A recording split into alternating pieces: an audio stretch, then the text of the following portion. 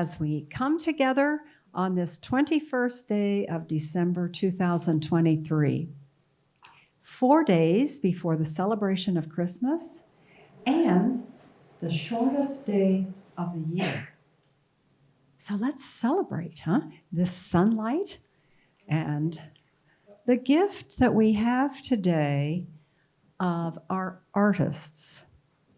How wonderful that you are celebrating this mysterious, beautiful sense of beauty in the negative. Beth Zanardelli, Meg Beach, you have brought this exhibit outside here. You had time to go through the loft gallery and just gaze. Beautiful. I struggle with the word negative. As I shared with you, it's just such an uplifting beauty. Beth shares with us that she started enameling in 2017, and she fell in love with it. She says it fascinated her with the possibilities and range of techniques that she could use. Beth has been in the arts all her life, though she shares that she has no formal degree in fine arts. She's been involved with art from high school through college, mostly in life drawing. After college, Beth went on to hairdressing. She worked in various positions from sales to becoming a consulting colorist. This is where, she says, she was able to use the color knowledge she received. It allowed her the creative outlet she desired and the pay she could live on. Beth got married and raised a family. When her children were almost out of high school, she happened upon our beloved Cultural Arts Center. Beth took several classes, but enameling caught her heart, she says. She started with small, then, through earrings, necklaces. Then as she progressed and learned various techniques, her work grew larger, and she was intrigued by the idea of negative space. I was instructed with that this morning. I love it, and you're going to share that with us, The first pieces she did with this were more collages, layering the enameled metal in 3D. Then she got the idea to make the image the negative space, letting the enamel be the accent. This was challenging because the pieces were so large, but once she figured out how to achieve the fine, detailed cutting, the sky was the limit. Most of her work is abstract realism with evolving nature. That can be trees, weeds, flowers, and even space. Amazing, Beth. We're surrounded by the beauty in the negative that you exhibit. With Meg Beach. Meg, you share that you've been interested in art ever since you were a child. Your parents and teachers encouraged you to pursue art. Meg never wanted to be a teacher, but was given the opportunity to teach some art classes at a private high school when she was a senior at the Columbus College of Art and Design. Then there was an opportunity to teach some classes at a private elementary school and a middle school. So how could you resist, right? So you applied. Meg taught in that school system for 30 years. Just retired, So what a gift to the people you've served. After graduating from CCAD, then looking back, you got a master's from Ashland Theological Seminary.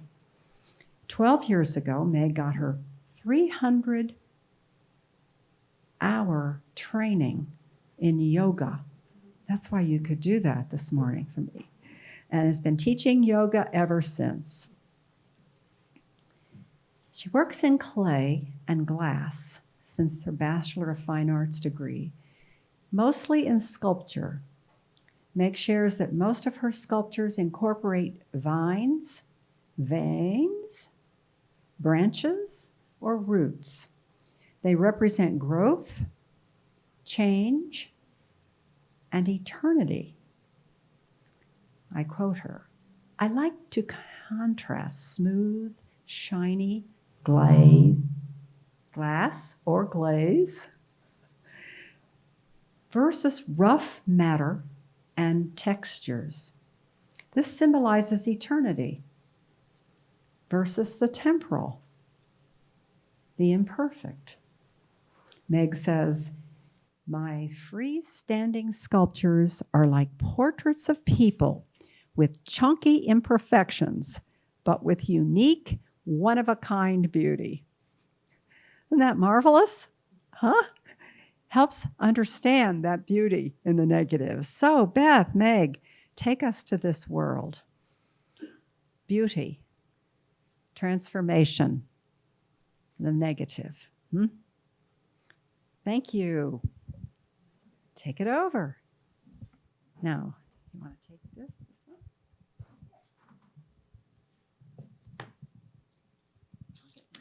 Oh, you can leave it here. That's fine.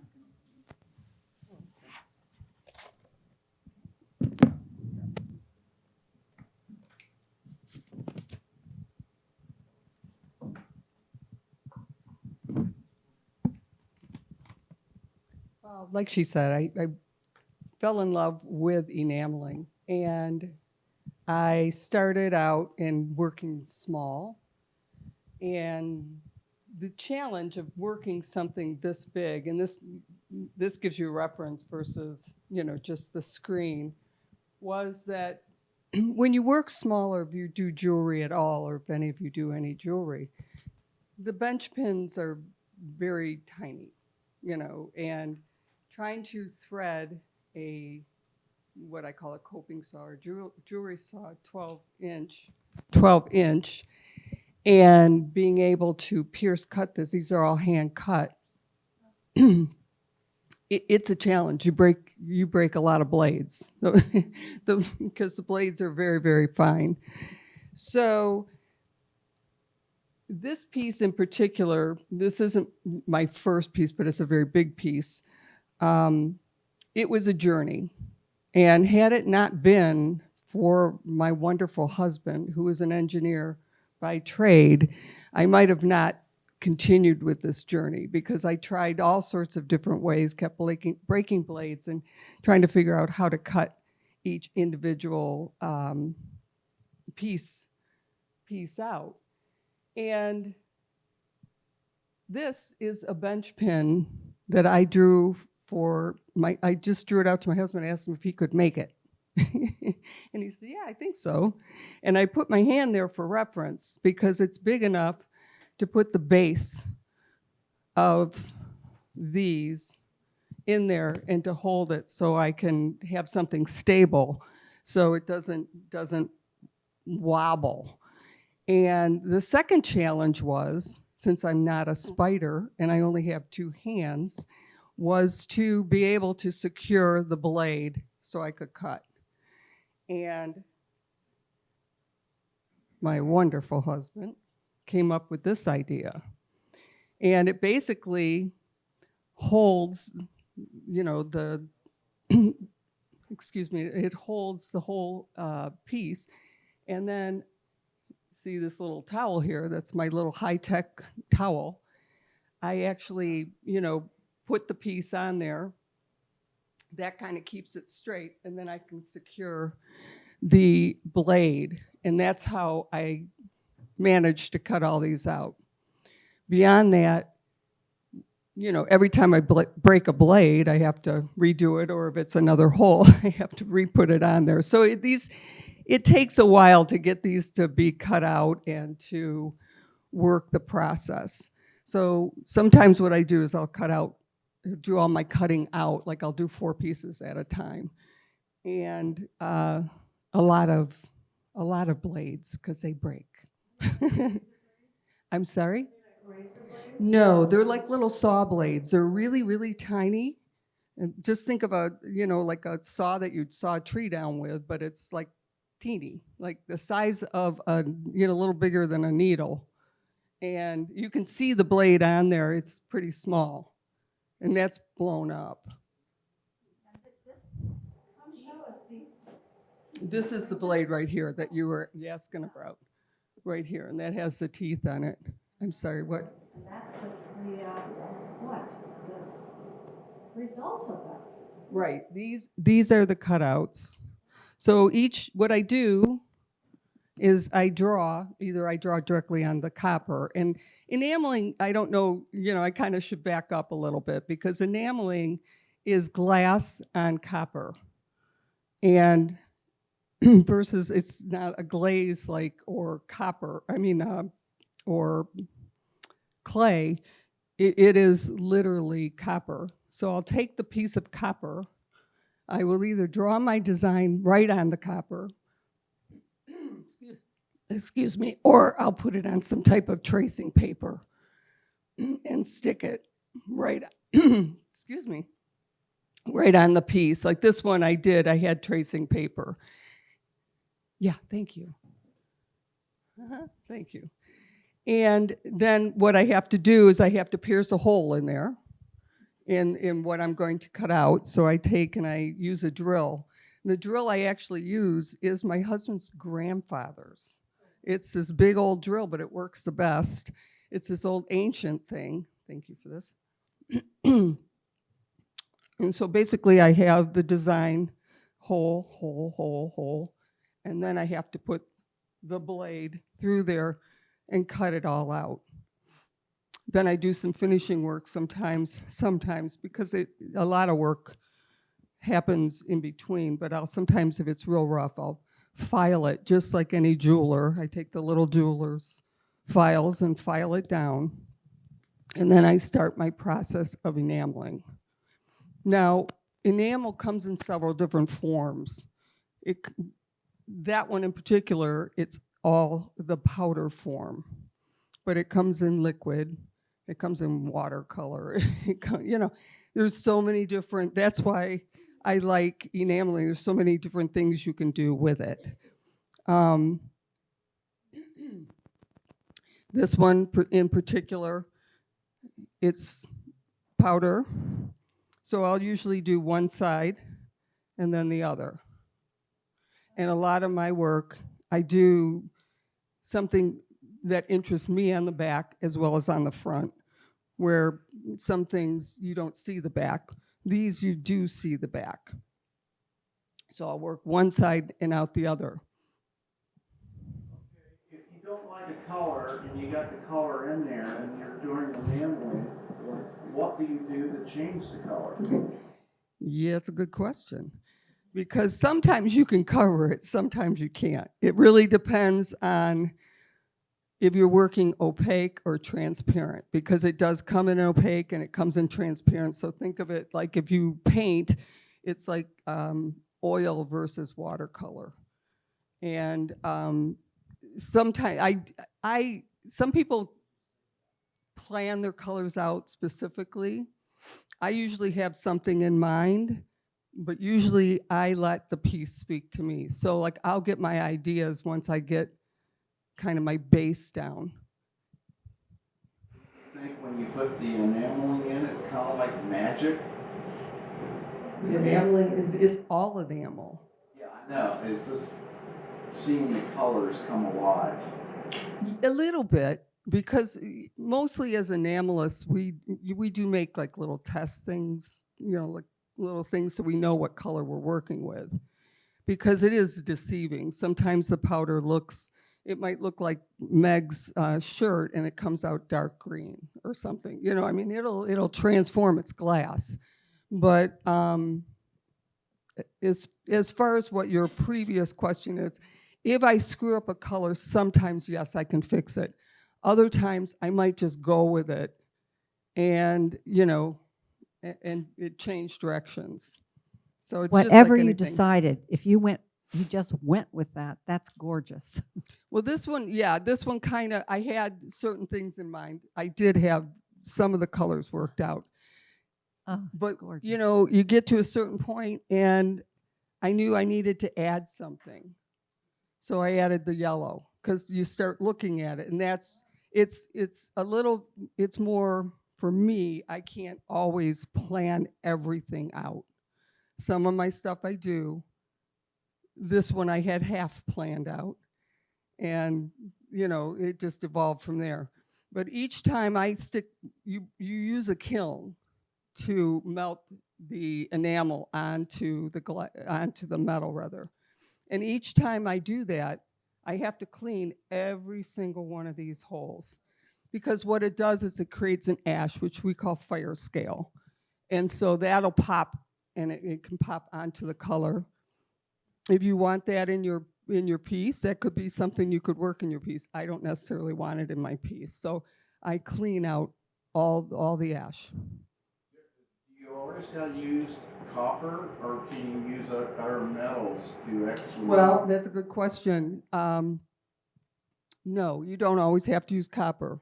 Copper is less expensive. You can use silver, and then there's another process where you can use steel, but that's a different process. You process it a little differently than this. Actually, I'm sorry.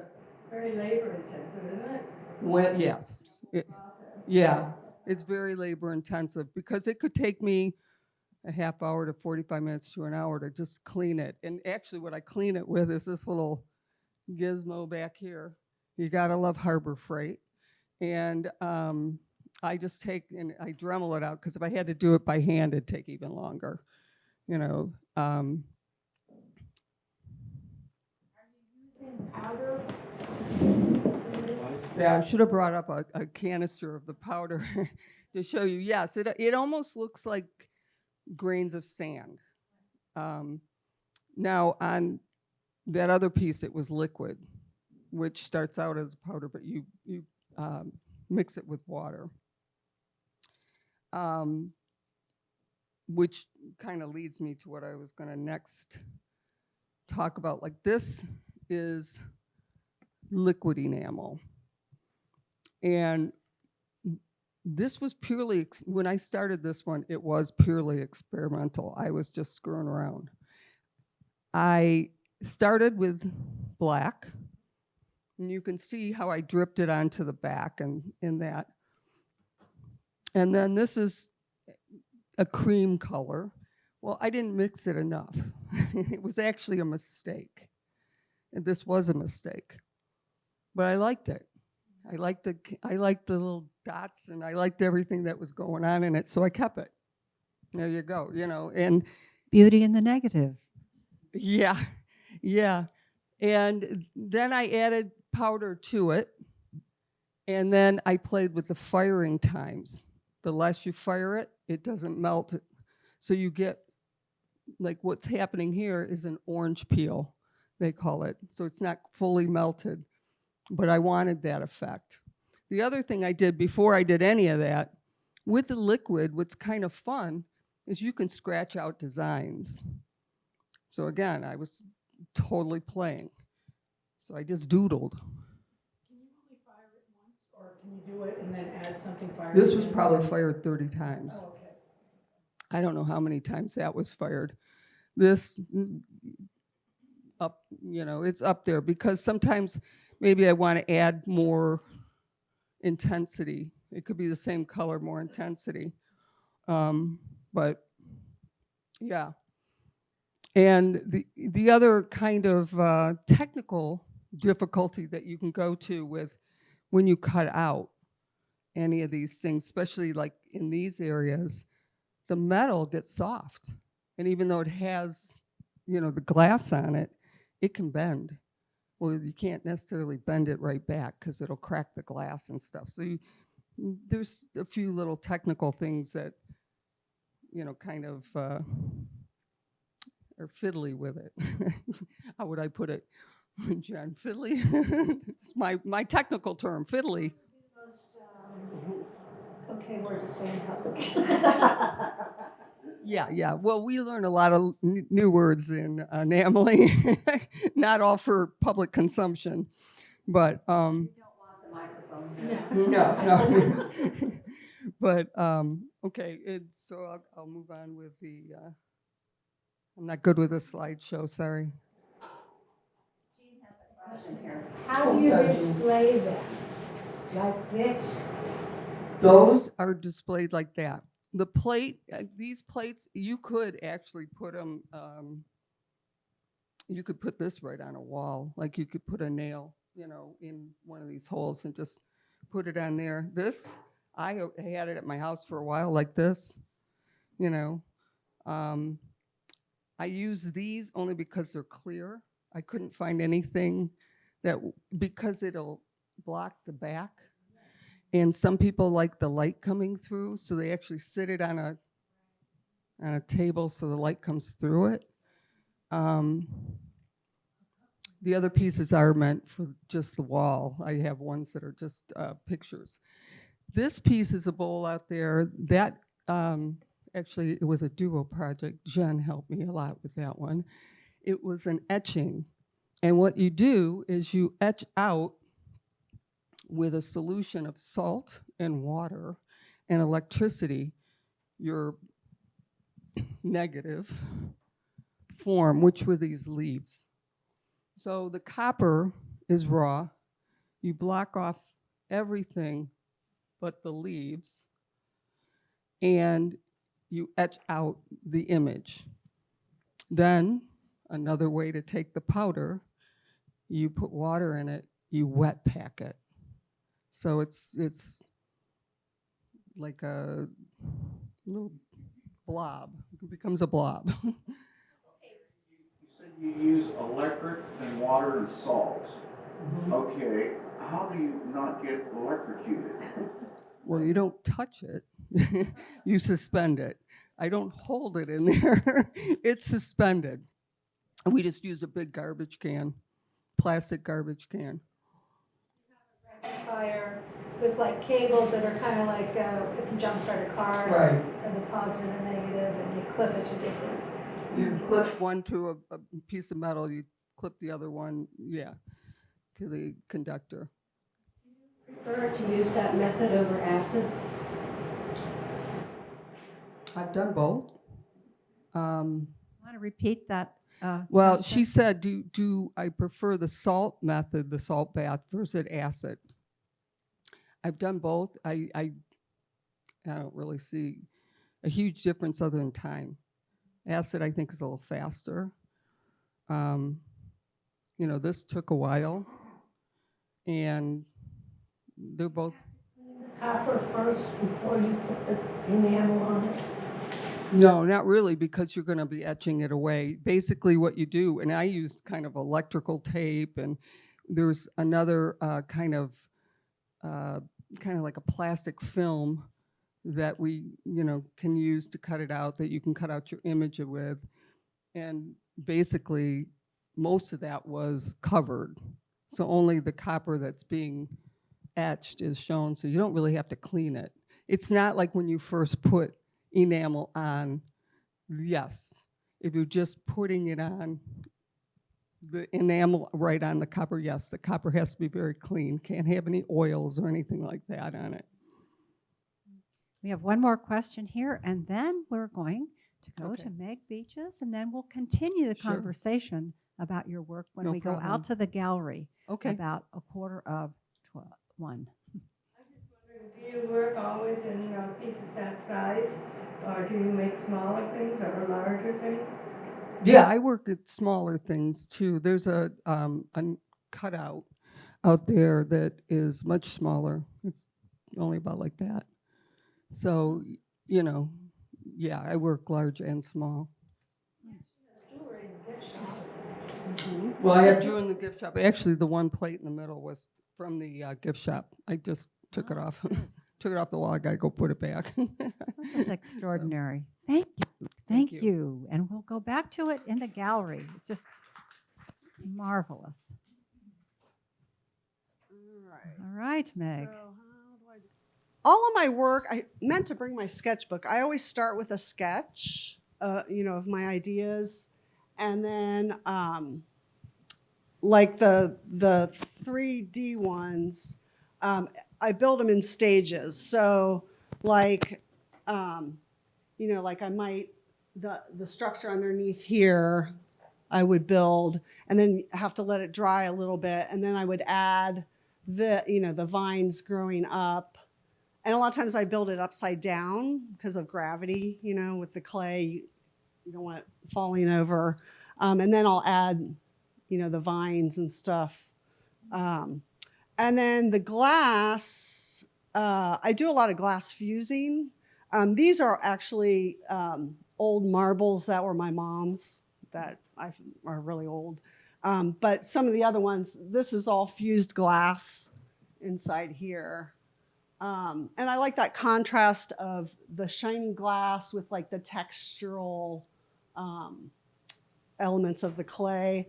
And so I do a lot of carving into the clay. And then I use underglaze and I paint it on and then I wipe it off so that, you can see the detail of the carving. And then I like, kind of the contrast of the matte finish with the shiny, like this one has kind of the matte finish on the feet and then the shiny glaze and then the little ball on the inside. That one actually is made out of clay. But what else was I going to say? How do you go about a piece like that little piece? That's amazing. This one? Yeah. Yeah. So like I have to build a structure underneath and kind of, to support it until it dries. Yeah. So it's hard to work in the 3-dimensional with clay. Like the flat ones are a lot easier because, they're flat. But the balance in them. Thanks. Hmm. Let's see. Yeah, this one again has glass on the inside. That's fused glass. And then I contrast kind of the matte vines, with the shiny glaze and the texture. Is the glass piece added after you? It's added after. Yeah. I used to try and fire the glass in the clay, but a lot of times the glass would crack. So I just ended up adding it later. So you fire it before you fuse it with glass? Yeah, so I fire the glass separate. And then once I'm done with the glazing and everything, then I'll glue it in or attach it. And where do you do most of this work? Well, I actually got a grant for a kiln from the GCAC, the Greater Columbus Arts Council, last year. So I have a little kiln at home. And then I take classes here or different rec centers. How do you control the colors in that piece that's up there? Because they look designed, not random. Yeah. So, I probably fired that one a few times because, yeah. And I tried to add like a luster glaze, like this gold, this is like a luster glaze. So that's a whole separate firing from the underglaze and then the shiny glaze. But yeah, I fired that probably a few times to get the right colors I wanted. So yeah, it's a process, definitely. This one, there's glass like in the eye, and it's two-sided. So it's one of those that you really want to see kind of, you want to be able to walk around. I try and design my freestanding ones so that you can view it from every angle. Like I don't want it to just have a front and a back. I want it to be able to walk around it. And they're kind of like people. I think you had mentioned that, they kind of have their little personalities. And I like, how people we're kind of imperfect, but there's like beauty in that imperfection. And so that's kind of what those are all about.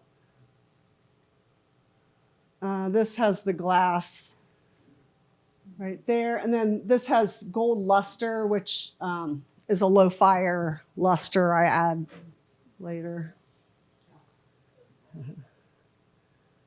That's that one. Yeah. So yeah, I'm fascinated with vines. Ever since I was a kid, I remember watching time-lapse photography of like roots growing in the ground. I don't know, and like leaves, or flowers blooming. So I've just always been kind of fascinated with leaves and roots and vines and stuff like that. So I have a lot of inspiration from nature. It's not a very good picture.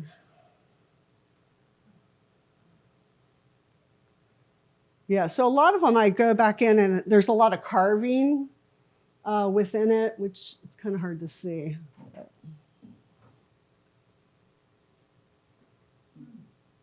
Yeah, I love carving clay. To me, it's like I feel like I'm like I'm excavating, trying to find a treasure. So I do a lot of carving. Yeah, this one has some carving along here, and then there's the glass in the center. What is a blue glaze? It's just a low fire. Mm-hmm. What was the question? It's got underglaze and a low fire glaze. Yeah. What was the question? Oh, she asked what the blue glaze was.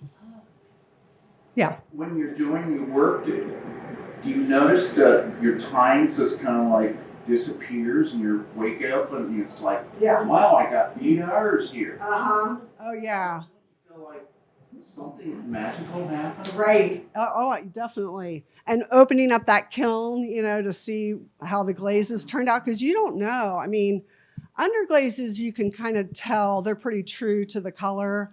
But some of these were high fire glazes, and it's really hard to know how they're going to turn out when you kind of mix them together. And so, yeah, it is like I love opening up that kiln, but sometimes, you're disappointed and you're like, oh, darn, I got to start over or, go back and add more glaze.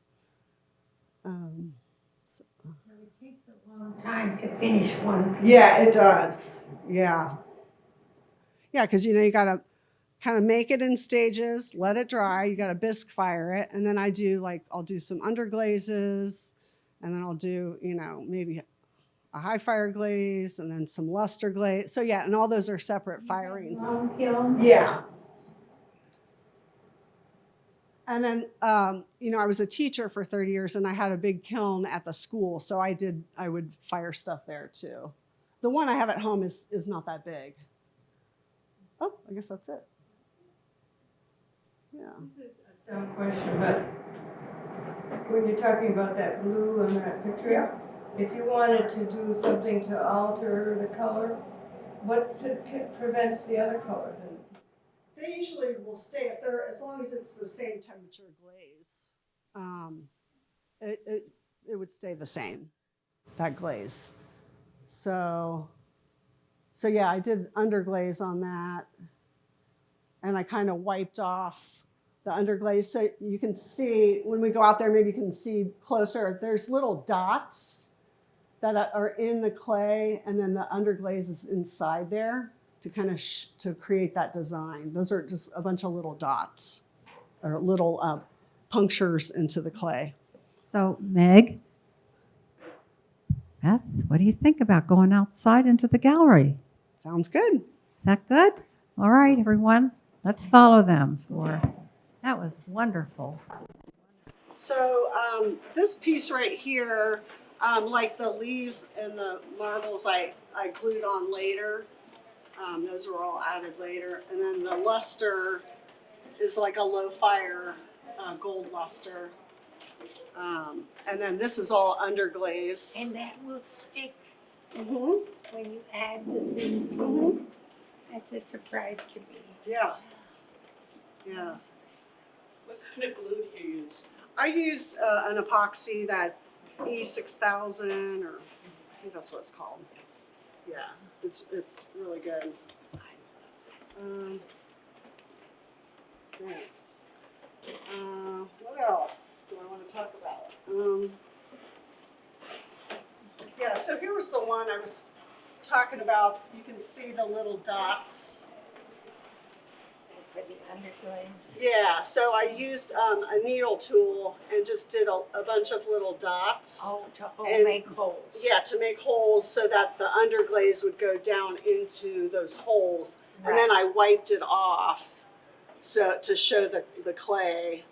And then I did 2 different glazes Uh-huh. along here. Beautiful. And then the glass I added at the end. So, So yeah, you all just these I glue them on, hmm So I just use epoxy to glue. It's clear. and so that's clear. Yeah. So I've glued that inside there, so you can see it. Unbelievable. Yeah. Beautiful. And so a lot of these are carved. First. Yeah. So, yeah. Any other questions? Yeah.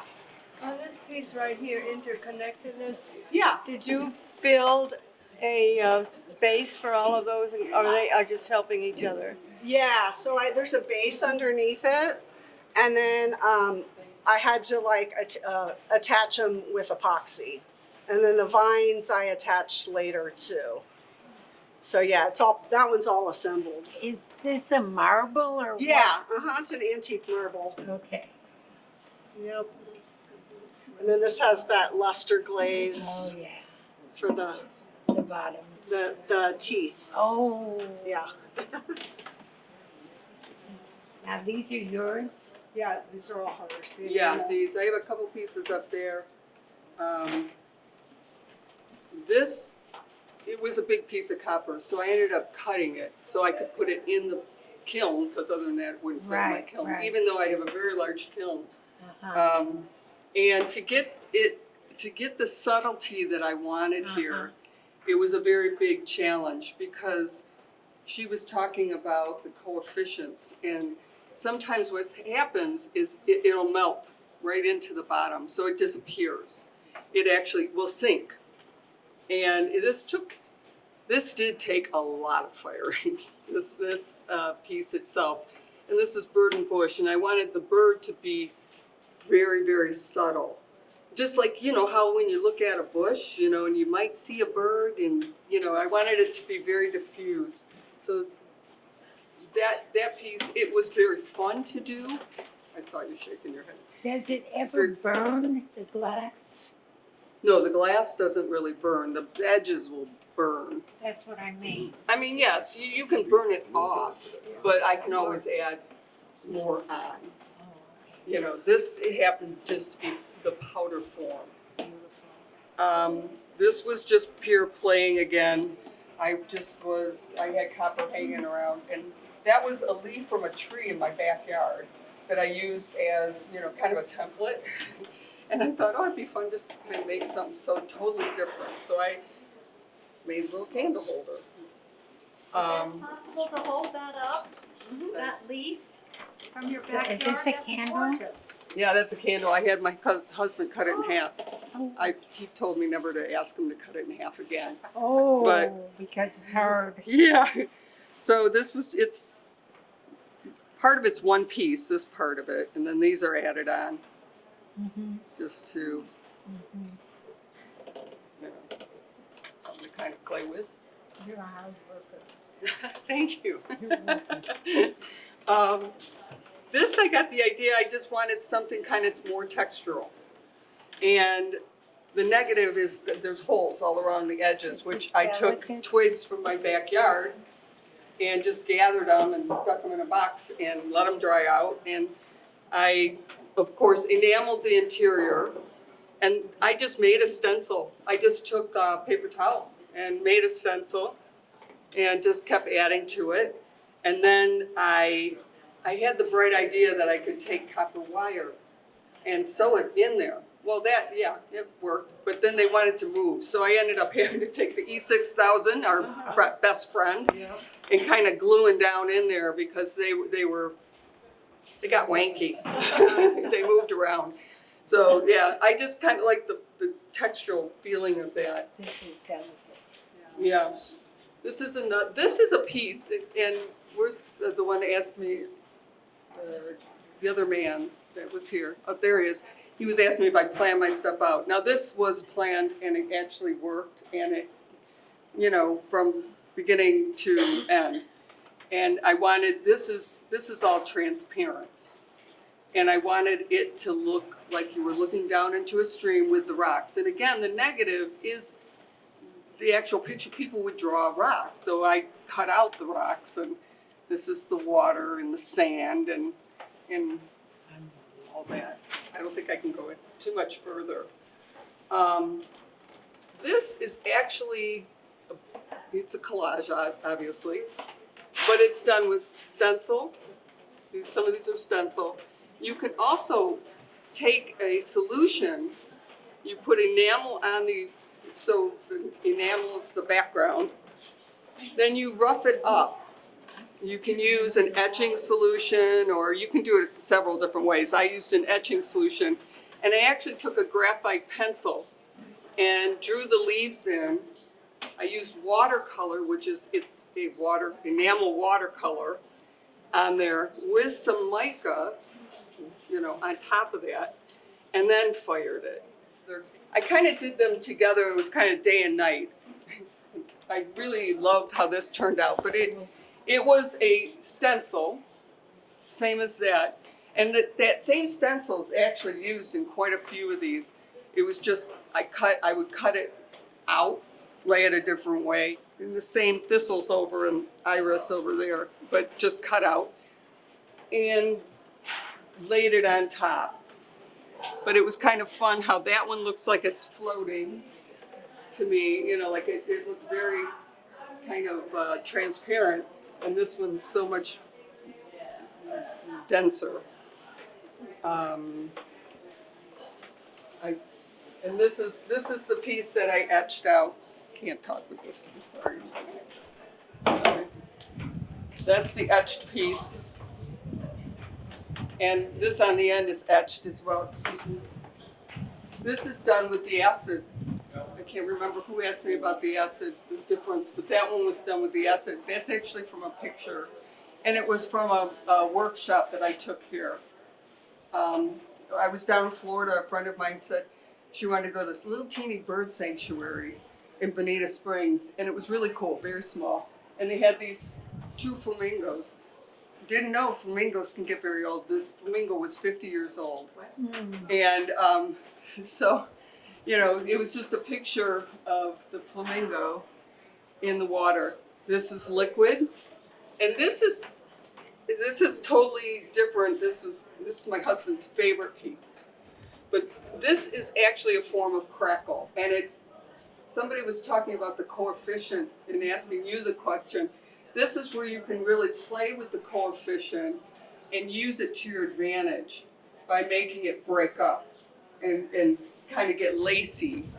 So there's a couple different things going on in there, but that is the crackle effect. And that's what she was asking with your piece. This was another piece that went from beginning to end where I planned it out, and it actually, again, worked.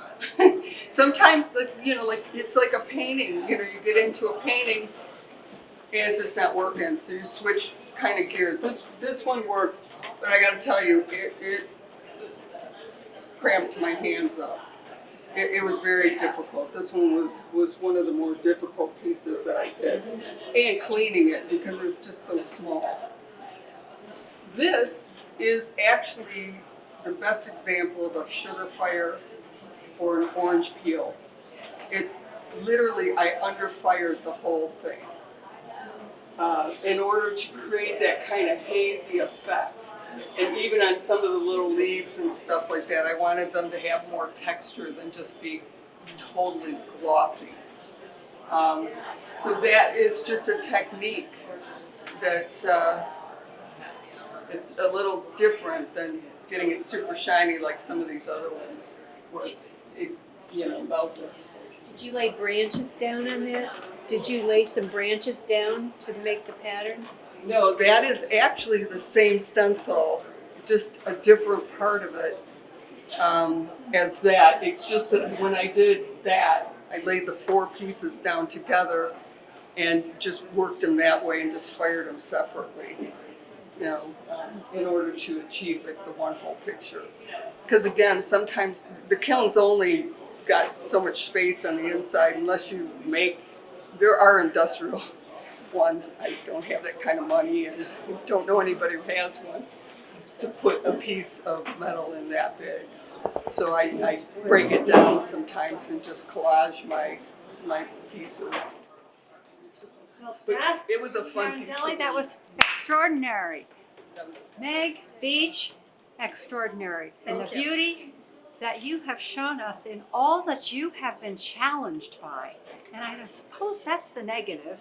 In Latin, it's agere contra. You work against it and you do it, and you have shared with us this beauty. We are so grateful. Thank you.